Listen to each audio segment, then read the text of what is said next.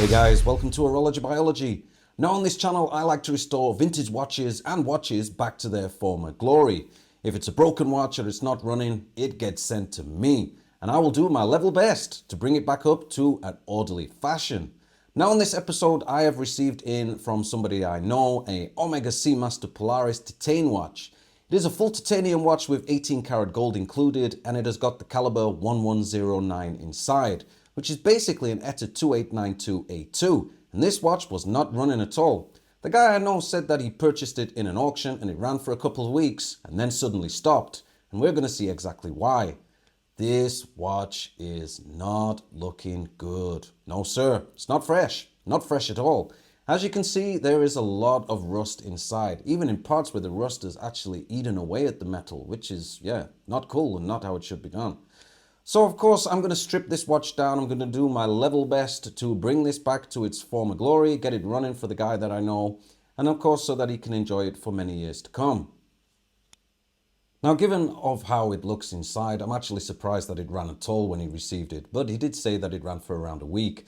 There is a hell of a lot of rust in here, and I must admit I'm a little bit worried, because when you start getting rusty parts that need replacing, this can add up, and it can add up pretty quickly. Parts are not that cheap. You know, you're going to be spending 40 for something here, 30 for something there, and before you know it, you're going to start running up into the hundreds, and then you got to ask yourself, is it actually worth it? But we're going to get to that in a bit, because I have got a plan. So the first thing I've done is obviously removed the movement from the case, and I'm going to remove the hands from the dial.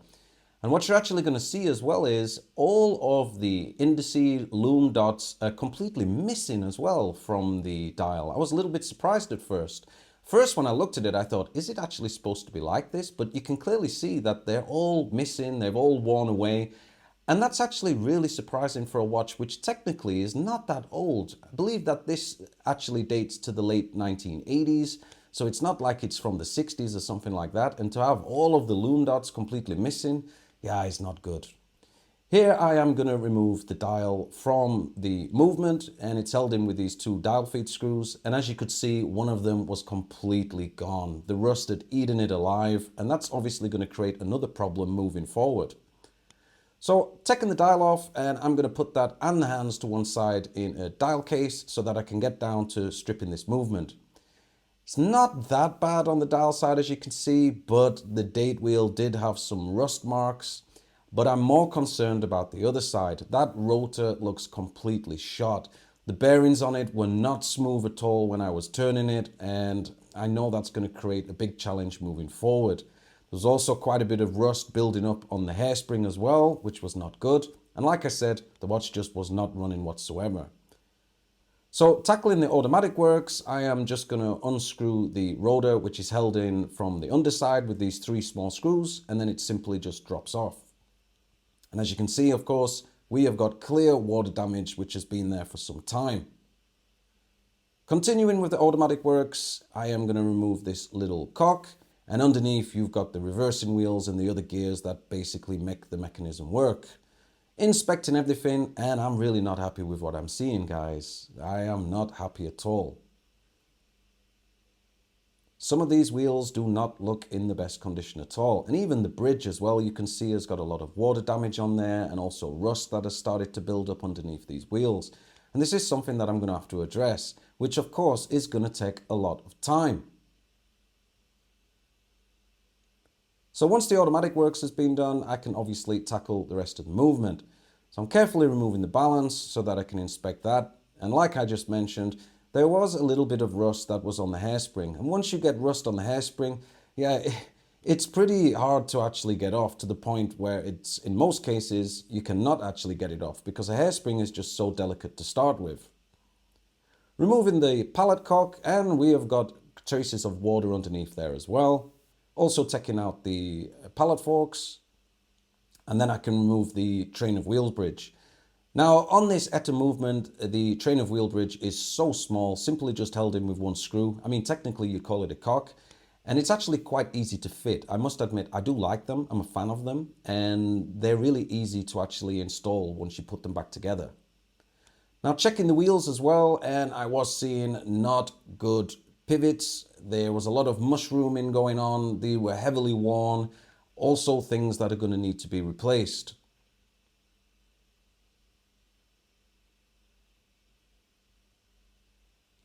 So lifting off the barrel bridge, and underneath you've got the click and the crown wheel, and then of course you've got the ratchet wheel, which also is pretty worn, as you can see, on top of the barrel. And again, I can just put these to one side.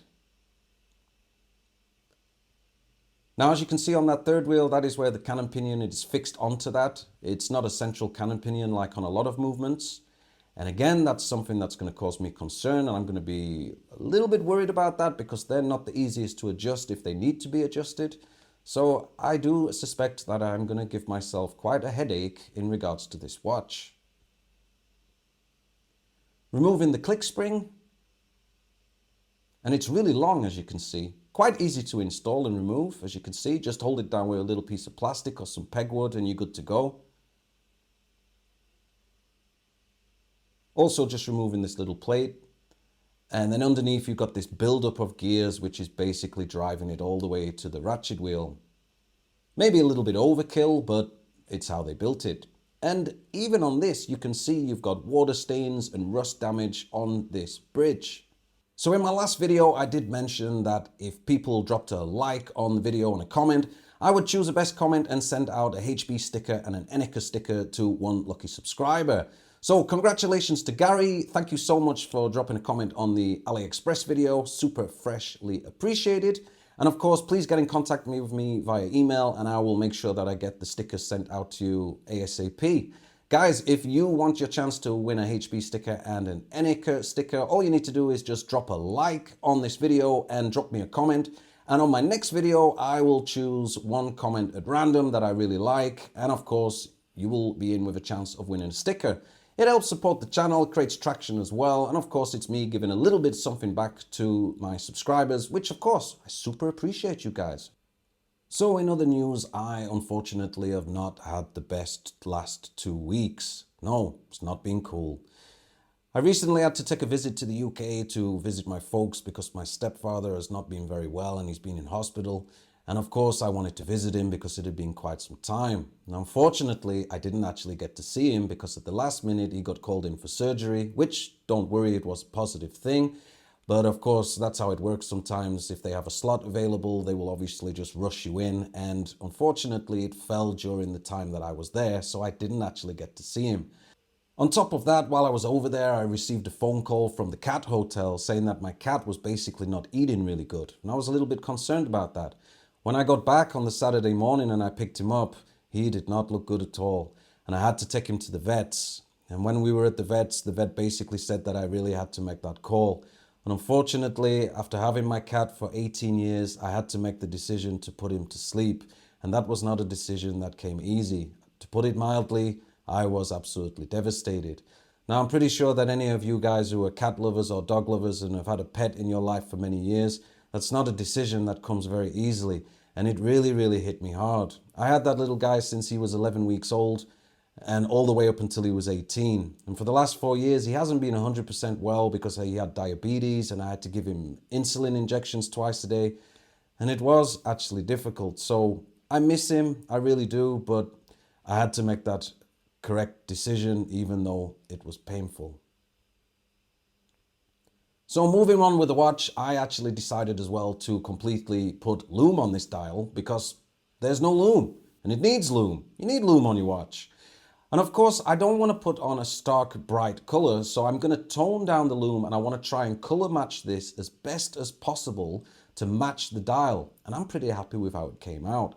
So I'm using Swiss Superluminova because it's not a vintage watch technically, I'd call it more of a retro watch. And I'm just adding a little bit of orange paint into the lume.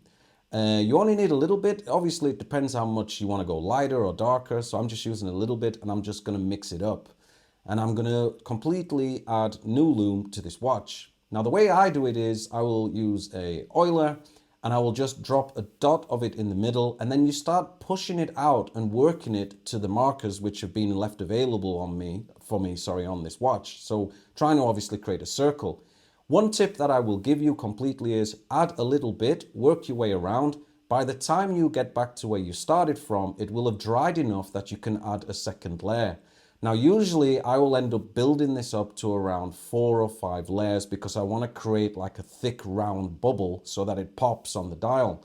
And that's exactly what I did. So I think on this one it was around 4 or 5 rounds, we'll call it, of layers. And like I said, you just completely build this up and you want to make it build up onto the dial so it doesn't look flat, sorry. And I'm really, really happy with the color. I mean, this is matching pretty damn close to those indices, and the end result obviously looks a hell of a lot better than it did. So yeah, I'm very happy with how the dial turned out. Now for the movement, this is where I decided to get completely lucky. I worked through all of the parts that needed replacing and the prices were absolutely ridiculous. Spoke with the guy that I know, and what happened was I found a completely brand new old stock ETA 2892A2 on eBay for $200. And it was an absolute no-brainer because it's exactly the same movement. Even on the original Omega 1109, it's even stamped ETA 2892A2. So Omega were a little bit lazy with that. The only difference is the rotor, the barrel bridge and the automatic bridge have got the serial numbers, which of course I'm going to reuse. So I'm going to use this as a completely new engine and just clean up the parts that I'm going to reuse back onto this to basically make it a full movement. I also got hold of a new old stock 1109 complete rotor, which was, I think it was around $60. So in all, $260 for a completely new engine, let's say, for the watch is really good. I did completely, as you saw, strip down the movement and clean it. Even though it's new old stock, it's still old, so it will need cleaning. And then I can rebuild up this movement. So that's exactly what I did. Obviously oiling the capstones, I've given those some fixer drop treatment, and then I'm adding some 9010 into the middle, and then I can just pop on the capstone, flip it over, and then install it back onto the balance. And as much as I like to restore things, trying to get it back to how it originally is, there are some times where you got to look at things and cut your losses. And like I said, for the amount of money that it would have cost finding and replacing all of these parts, it just didn't make any logical sense whatsoever. So actually getting hold of a brand new movement was definitely the way to go. What I did in regards to the bridges, I cleaned all of the rust off of them as best as I could. I also used a fiber brush pen on the inside, which did remove a little bit of the plating, but at the end of the day, it did get rid of all of the rust, which is the most important element. The outer side of it actually looked pretty good, so I was good to go with that. Now for the mainspring, I am adding in some chrono grease because it's an automatic mainspring, and you want to add that to the barrel. I also ran into a problem with my mainspring winders. I was trying to fit one in and it just simply wouldn't work. So in the end, I had to hand wind this into the watch. I've done this before and I personally don't have a problem doing it. It's something that you get a knack of. It's not the easiest thing to do, but once you've got the hang of it, you can actually do it without a problem. Some people will turn their nose up doing it by hand. They're like, oh, you're going to kink it. But again, it's something that comes down with experience. And yeah, without blowing my own trumpet, I am pretty good at putting mainsprings in by hand if it needs to. But again, it is a last resort. And unfortunately with this, my mainspring winders wouldn't fit this for some reason. Clicking on the barrel lid, and then I can close everything up. And there it is, good to go. New barrel already. So as you can see here, this is what I was talking about. I've cleaned this up with a fiber brush pen and also to get rid of all of that really deep rust that was building up under there. And then I can oil up everything with 1300 and then I can build up.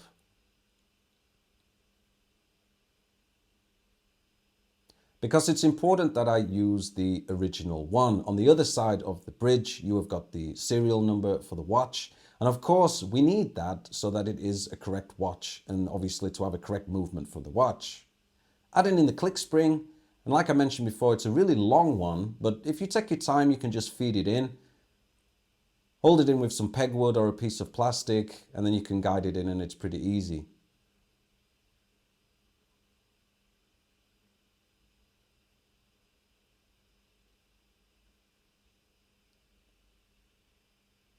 So adding in a little bit of 9010 onto the fixed cannon pinion, It's important that you do lubricate these, and it's actually fixed onto that third wheel. Offering the complete barrel, making sure obviously that it's engaged, and then I can pop on the ratchet wheel on top of the barrel, adding on obviously a little bit of 1300 lubrication because that's also important. Now the other thing as well that I noticed on the first watch, this watch has a hacking mechanism, but I don't know if you noticed this, but on the disassembly of the first movement there was no hack. And that's a little bit strange because it is a chronometer watch, so it should have a hack, otherwise, well, what's the point, you know? So that's also another good reason why I've got this movement, because we have got a hacking mechanism back in place. And all it is simply that little piece of brass, that little brass lever that I put on. And what happens is when you pull out the crown, it will force that lever to hit the it'll hit the balance, and it will basically just stop the entire watch. When you push the crown back in, it will move the lever away from the balance, and of course the watch will just fire up again. And the reason they have this on a lot of watches is that you can then obviously time your watch more accurately because you can have a fixed seconds and you can time it obviously much more accurately. So I've built up the train of wheels bridge. I'm adding in some 9010 to the jewels. And of course I repeat the process on the other side. Now when you're oiling as well, don't forget guys, I've mentioned this before, less is completely more. You do not need to go overkill on your oil. Absolutely not necessary whatsoever. The movement flipped over onto the dial side, and then I can build up the keyless works, adding in the winding pinion and the sliding pinion, and then I can add in the crown with the stem. And obviously we've got a new stem now as well because we got that movement.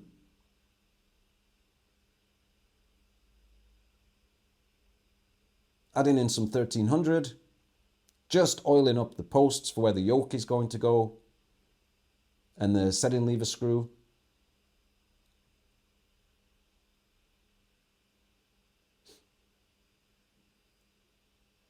And then I can add on the yoke.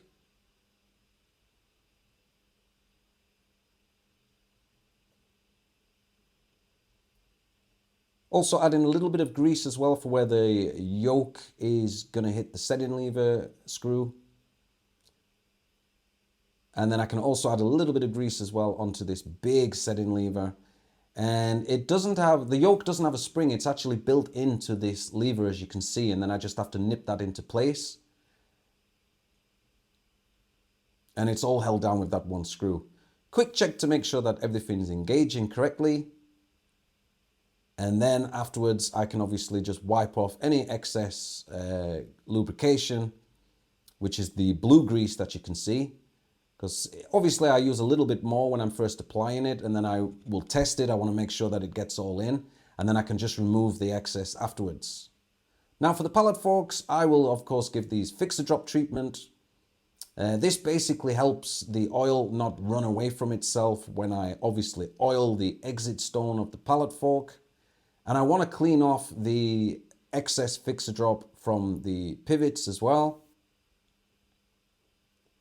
Putting on the pallet cock, which is held in with that one screw. And then of course I'm just adding a little bit of wind onto the watch and then checking that it's engaging, as you can see.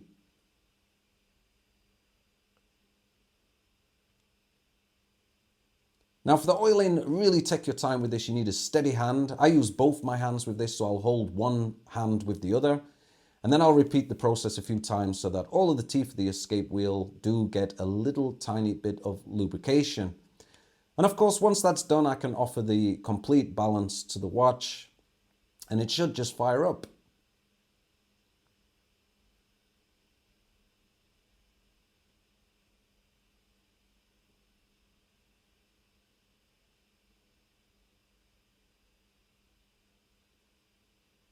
Now the movement turned over, and I can oil up for where the calendar works is going to go. Now it's quite a straightforward mechanism with this. First you want to add in the date changing wheel, and then of course you can add in the date wheel. And of course, like we've mentioned, it's a new movement, so we've got a nice, shiny, correct date wheel. And that's going to look a hell of a lot better on the watch rather than that rusty stained one that we previously were working with. Adding in the appropriate wheels for changing the quick set date. And I've of course added a little bit of lubrication underneath using 1300 where every wheel sits on its post. Can be a little bit tricky, so just take your time with this. Things do like to move once you've put them on. Adding on the minute wheel.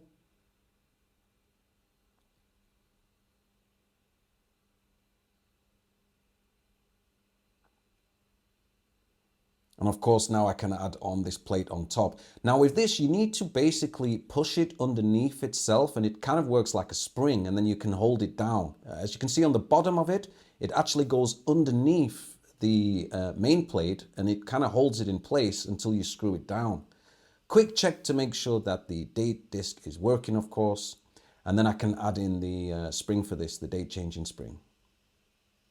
It has a wheel connecting to the driving wheel as well, and then there's an additional plate which lives on top, and then that's all held down with the one screw.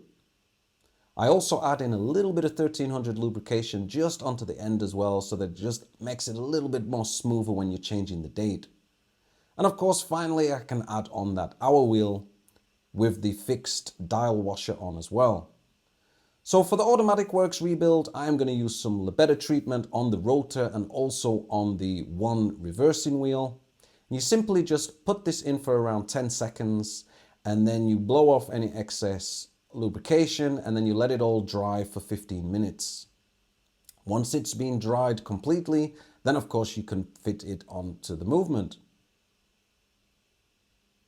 But before we get to that, obviously I need to put on the dial. And I'm really happy with how it turned out.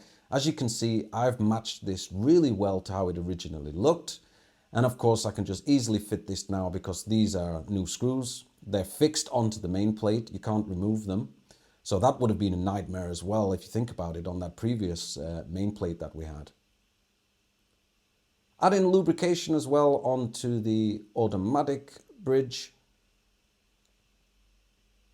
Now, there was one thing that was a little bit strange about this. When I compared the bridge with the original one which I'm using and the new one of the posts was a little bit different. So I had to use one of the original wheels, which cleaned up not too bad. The one that you can see in the top of the screen right now.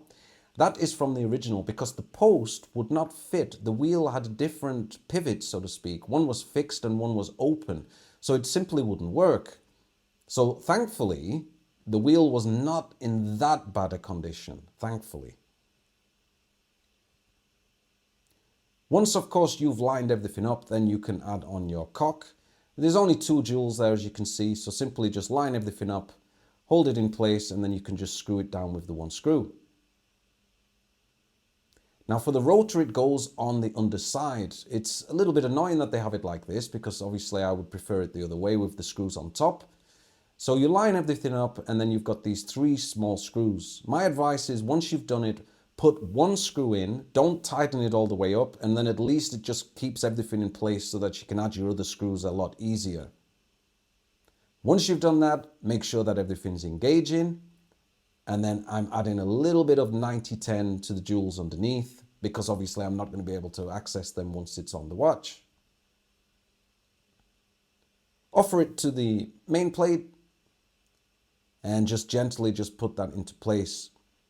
Now it's held in with the 3 screws, as you can see, and once you know that everything is lined up, it's not very difficult. I'll be straight, guys, it's really not. You can simply just screw those up and nip them up tight.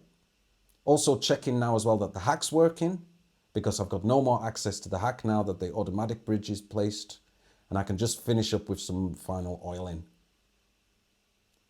Now for the hand system, it is obviously very simple. There's just an hour, a minute, and a seconds hand. So I've made sure that I've got my date at 12 o'clock. With this movement, with the ETA 289282, it has a very quick change at midnight. It'll simply just snap over. So you need to be careful when you're lining it at 12 because it'll be very quick when it turns over. Simply just pressing the hands on with this hand press tool. And then for the minute hand, I wanted to be I needed basically some more accuracy for this.